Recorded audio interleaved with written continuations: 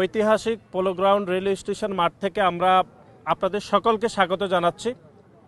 বাংলাদেশের রাজনীতির ইতিহাসে অত্যন্ত গুরুত্বপূর্ণ একটি মহেন্দ্রক্ষণ আগামীকাল অনুষ্ঠিত হবে।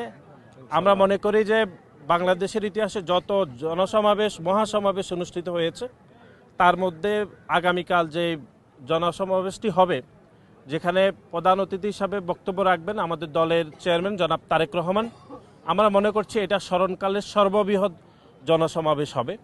এর আগে এই মাঠে আমাদের দলের চেয়ারপারসন সাবেক সফল প্রধানমন্ত্রী দেশনেত্রী বেগম খালেদা জিয়া 2005 সালে এবং 2012 সালেও তিনি এই মাঠে বক্তব্য রেখেছেন।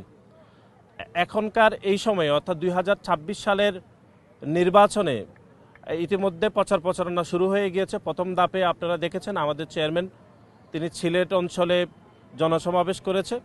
যেহেতু বৃহত্তর চট্টগ্রাম এবং চট্টগ্রামের এই অঞ্চলটি বাংলাদেশি জাতীয়তাবাদ এবং বিএনপি অধ্যুষিত একটি অঞ্চল বলে সুপরিচিত, সেক্ষেত্রে আমরা মনে করি আগামীকাল পোলো গ্রাউন্ডের এই মাঠে যে জনসমাবেশ হবে এটি আমরা আবারও বলছি এটি স্মরণকালের সর্ববৃহৎ একটি জনসমাবেশ হবে।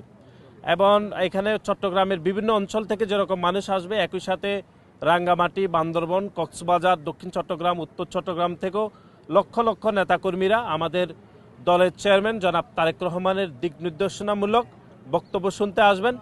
এবং আমরা আশা করছি আগামীর যে জাতীয় নির্বাচন অনুষ্ঠিত হচ্ছে, যেটি 12ই ফেব্রুয়ারি, সেই নির্বাচনে আমাদের দলের পক্ষ থেকে বৃহৎ পরিকল্পনাগুলো আগামীকাল আমাদের দলের চেয়ারম্যান ইনশাল্লাহ এই পোলো গ্রাউন্ডের এই মাঠ থেকে তিনি বক্তব্যের মাধ্যমে এটি জনসাধারণকে তিনি বলবেন। এবং আমরা আশা করছি যে এই জনসমাবেশটি অত্যন্ত সফল হবে। ইতিমধ্যে আপনারা দেখেছেন যে আমাদের বিভিন্ন পর্যায়ের নেতাকর্মীরা এই মাঠে আসা শুরু করেছেন।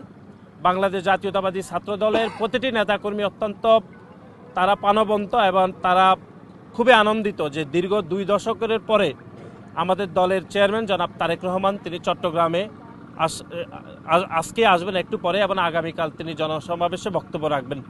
এবং ইতিমধ্যে সকল প্রস্তুতি সম্পূর্ণ হয়েছে।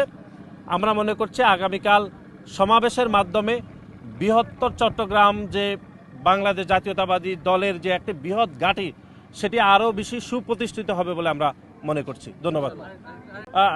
ইতিমধ্যে আপনারা দেখেছেন দলের পক্ষ থেকে স্কেডিউলগুলো দেওয়া হয়েছে। আগামীকাল তিনি সকালে বাংলাদেশের বিশেষ করে চট্টগ্রামের বিভিন্ন শিক্ষার্থীদের সাথে তিনি সকালে একটি প্রোগ্রামে মিলিত হবেন। এরপরে তিনি এই জনসমাবেশে বক্তব্য রাখবেন।